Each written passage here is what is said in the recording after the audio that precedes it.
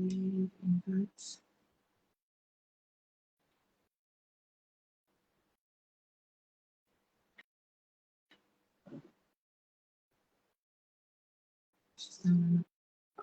well.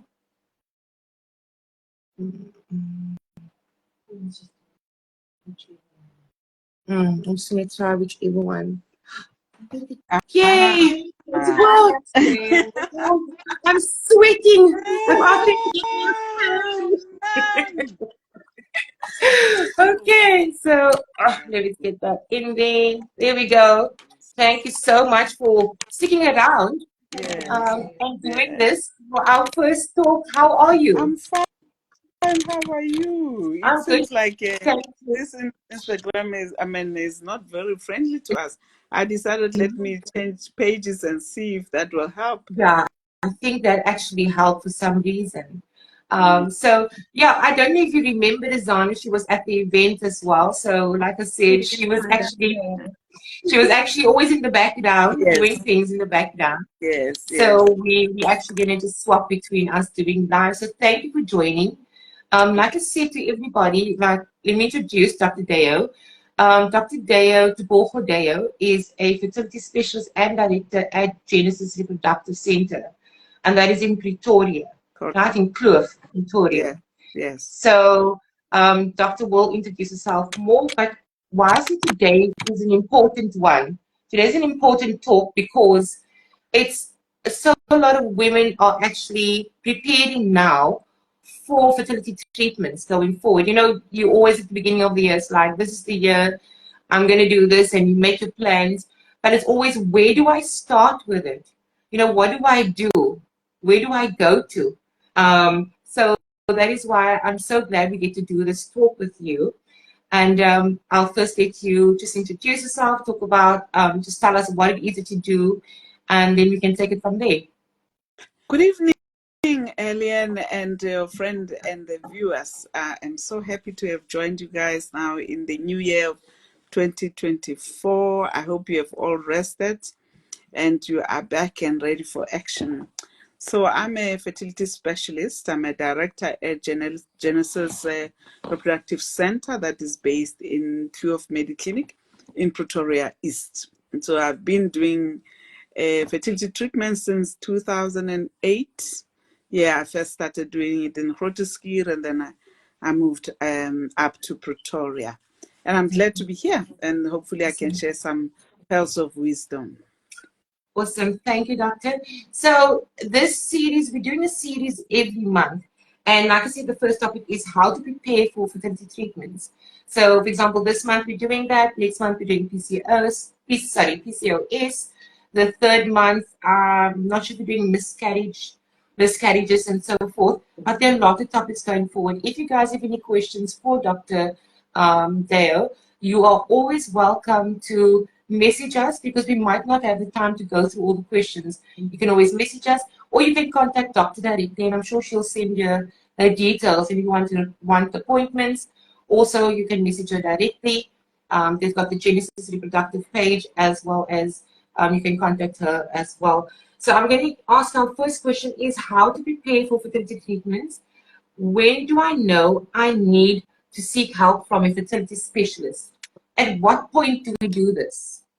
Okay, so a woman or a couple where the woman is under the age of 35, if you have been trying to conceive for 12 months and you are having regular intercourse and you are not falling pregnant, it is time to go and consult. If you are more than 5, 6 months is all that you need.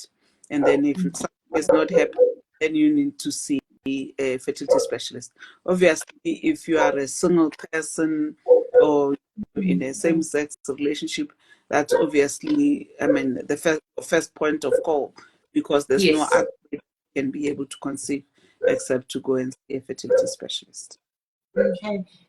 And then next question. So Dr. Lasai, before we continue with our same questions, one of the ladies actually asked about how does nutrition affect fertility treatments?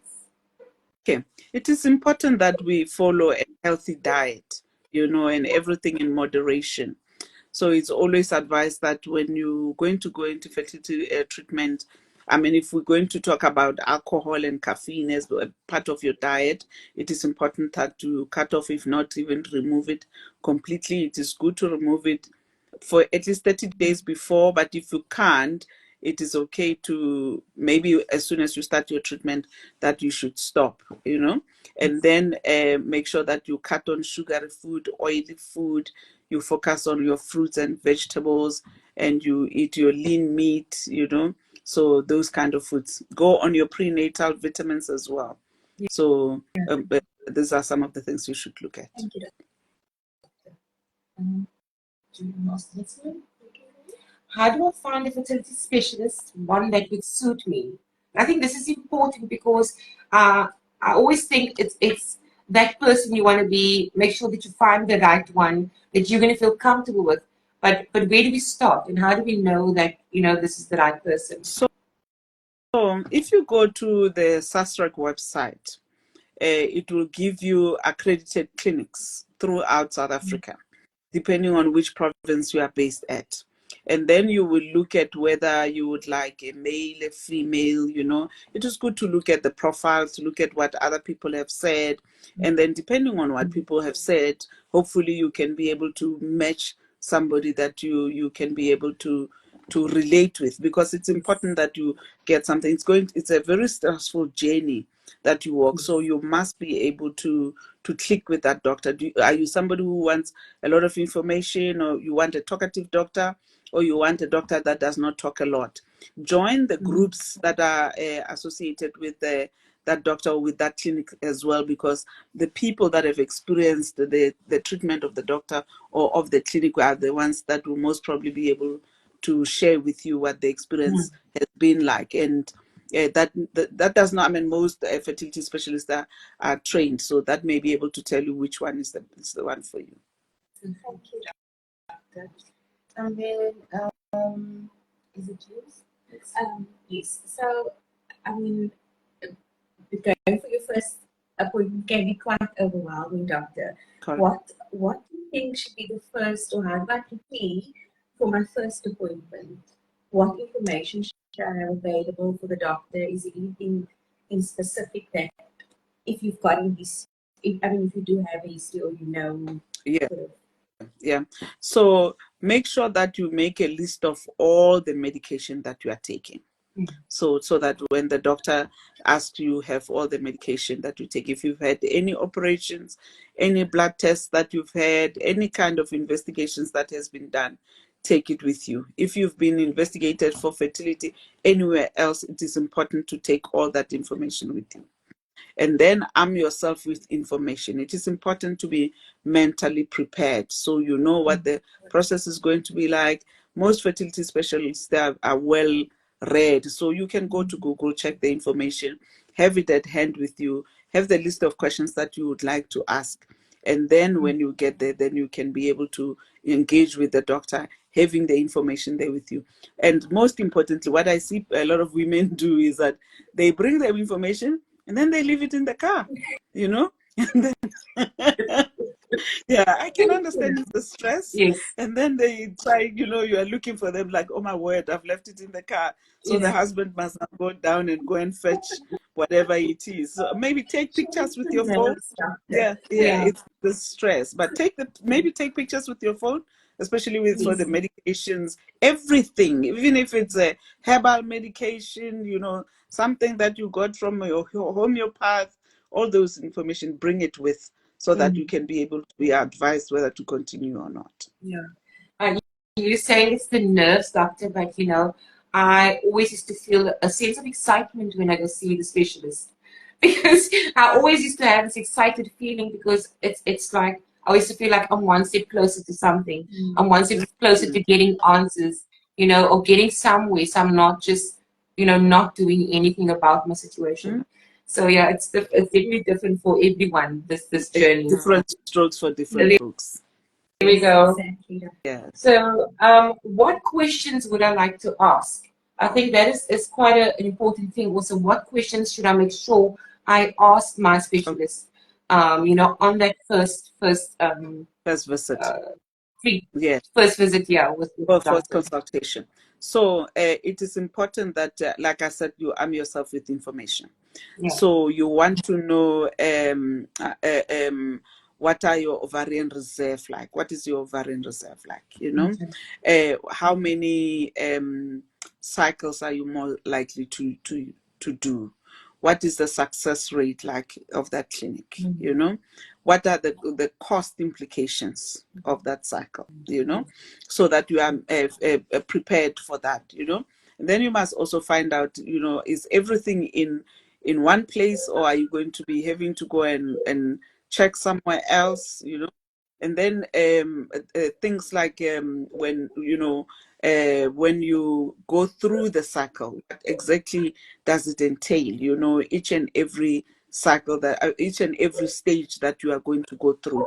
It's important that you ask your doctor these questions so that when you know, when you sit there with them, you can be able to answer the question. So budget, and make sure that when you ask, especially about budget, a lot of clinics will give you figure that is not all inclusive, you know. So they may give you a figure that they say to you, okay, our IVF cycle, like some clinics will say to you, is 35,000 rand, you know. Yes. But that may not necessarily include the consultations, may not include the medication, it may not include the sedationist, the anesthetist, you know. So try and get as much as possible a complete quotation, you know. And then if you are going to do genetic studies, because some people it is important to do genetic studies, that must be included in your quotation as well. And so that when you embark on that cycle, you don't find yourself, you know, in a situation where you actually are running short.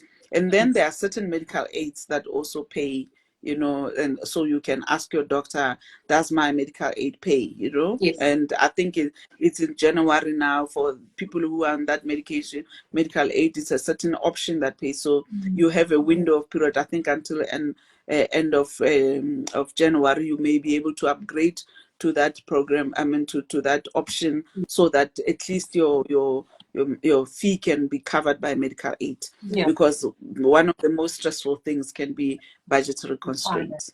Yeah. You mentioned medical aid and everything. Are there certain parts of a treatment at all that could be covered?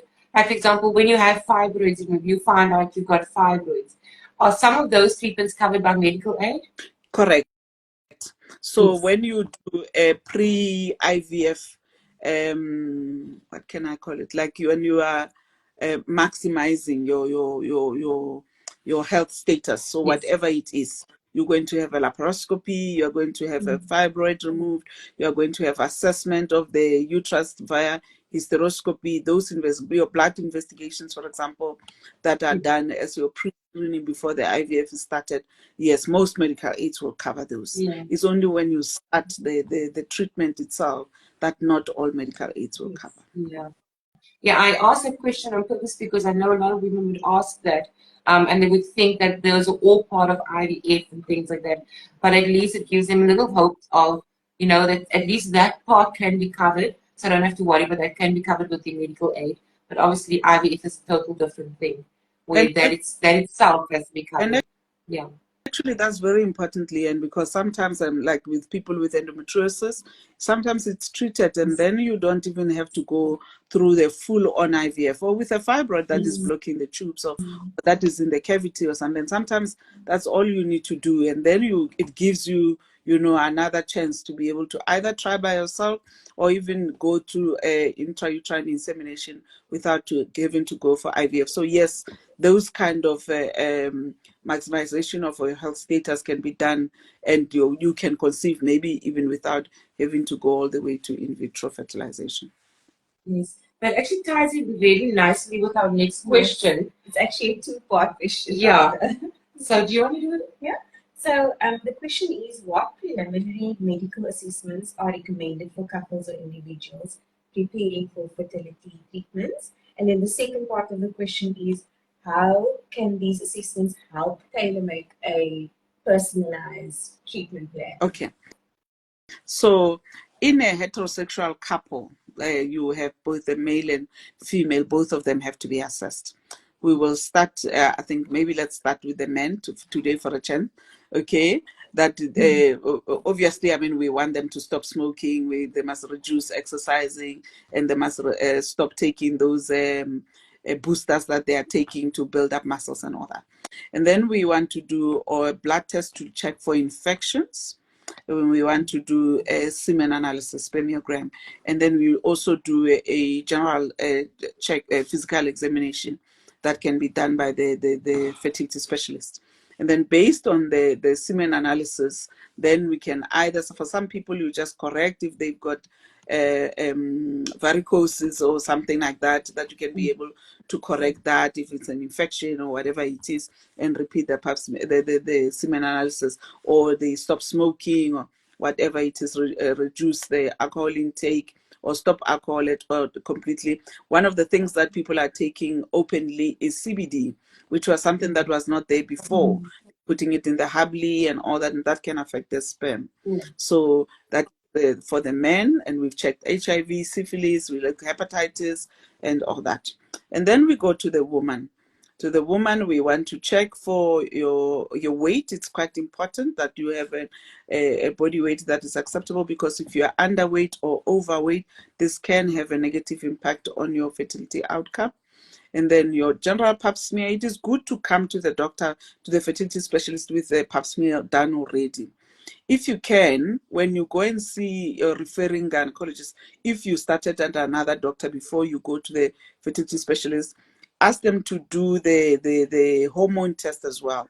I know that in our clinic, we prefer, I mean, you can call into the clinic and ask which blood test do I need to do, so that it reduces the number of times that you come to the fertility specialist.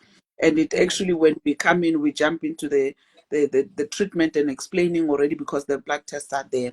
So it's usually hormone test. We check for sugar, we check for HIV, for syphilis, hepatitis, we check rubella, and I've mentioned pap smear as well.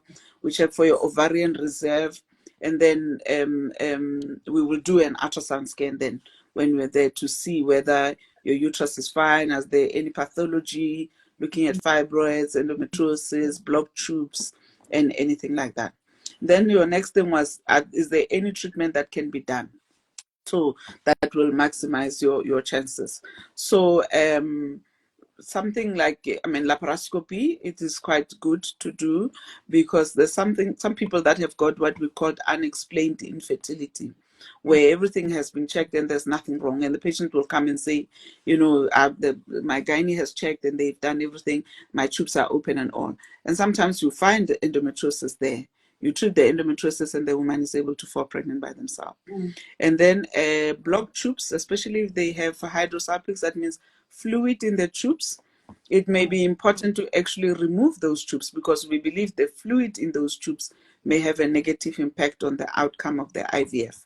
Some fibroids, not all fibroids have to be removed, but fibroids that will interfere with implantation in the muscle of the womb or inside the womb. Then we also put a camera inside the womb, what you call hysteroscopy, that we do through the vagina. And then we are checking to see if the cavity is fine, are there any growths, are there any scars or anything that may negatively impact implantation of the baby once an embryo transfer is done. So these are some of the basic tests or treatments that can be done to maximize your chances and improve your success rate. Okay. I just got one question. You were talking about all the things that you have to go through. And like the tests, for example, like the HSG, the laparoscopies and things like that. When you are doing a treatment and you decide to wait 2 years, because you now stopped it and you're taking a break from it, and 2 years down the line, you decide to, okay, let me start up my treatments again. Would it be good for you to actually go through all those tests again? Because, I mean, Yes. can there be a lot of changes? Correct. Especially something like ovarian reserve. We know that definitely the biological clock is definitely affects. So your blood test may have been done 2 years ago, and you come back in 2 years' time, and it actually shows that your ovarian reserve is far more diminished than it was before, you know. And some people, hormones like thyroid, and prolactin, you may have not had the thyroid problem, and then later on it turns out that you have a thyroid problem. You may have contracted, sadly, some infection that you didn't have before, and then when it comes to ultrasound scan, that can then be able to tell us whether it is necessary to have a laparoscopy or not. It's not always necessary, but some of the tests, it is important to actually repeat, because who you are today and who you were 2 years ago are two different people. Your lifestyle may have changed, your health status may have changed, hopefully improved, not gotten worse, but it may have gotten worse. Okay, do you have any questions, Lorna? I don't have any questions. Okay, so thank you very much, Doctor, for this time. I really, really appreciate it. It was really insightful. I think we covered quite a good few questions, and we've got another one next week, Thursday, with you, and we've got one on Tuesday as well for those that are going to do the Tuesday one. I think it's on nutrition and and fertility as well. So we'll confirm. You can just check up on Instagram again. But if you guys want to get hold of, if you're in Pretoria, you want to go for that first assessment, you want to find out what tests you need to run through, first blood tests, before you go and see a doctor, fertility specialist, please, you can contact Dr. Tebogo Deo. Doctor, if you can maybe give your details of how they can contact you. Okay. You can contact me at reception at Dr. Deo, which is drdeo.co.za. You can send an email or you can contact us on the phone 012-367-4364. Or if you just Google, Dr. Deo, the website will come up. Otherwise, we are based at Genesis Reproductive Centre. So if you just Google Genesis Reproductive Centre, and then on our website will be our contact details, and you can call us through the fertility clinic as well. Perfect. Thank you very much, Doctor. Thank you so much, Doctor. So have a great evening, and we'll see you next week again. See you next weekend. Thank you very much, ladies. Thank you. Bye. Bye.